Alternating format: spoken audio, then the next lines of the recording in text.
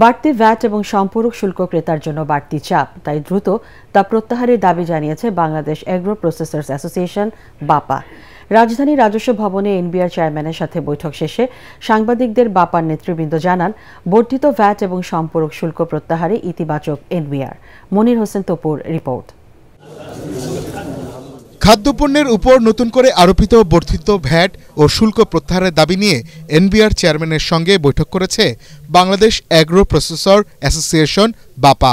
এ সময় সংগঠনটির নেতারা জানান, উচ্চ মূল্যস্ফীতির কারণে এমনিতেই ক্রেতারা পণ্য কেনা কমিয়েছে, তার উপর বাড়তি ভ্যাট এবং সম্পূরক শুল্কের টাকা ক্রেতাদের পকেট থেকে যাবে বলেও জানান তারা।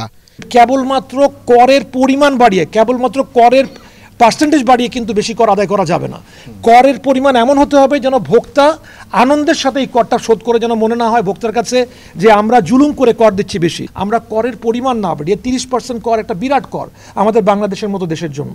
আমাদের জুস, আমাদের 15% জুসের উপরে আরও 20% সাপ্লিমেন্টারি ডিউটি, এটা একটা জুলুম আমি মনে করি আমাদের ভোক্তাদের জন্য। স্যার আমাদেরকে আশ্বাস দিলেন যে স্যার এনবিআরকে দায়িত্ব দিয়েছেন, ওনার সেক্রেটারিদেরকে উনি দায়িত্ব দিয়েছেন, ওনার সাথে যারা কাজ করেন ওনাদেরকে দায়িত্ব দিয়েছেন, ওনারা কাজ করে আমাদের এই ব্যাপারটা দেখে ওনারা আমাদেরকে ত্বরিত একটি সুন্দর সমাধান দিবেন এবং আমরা অবশ্যই আশা করব পজিটিভ বিবেচনা করার কথা বলছেন, পজিটিভ বিবেচনার কথা বলেছেন, অবশ্যই আমরা উপকার পাবো।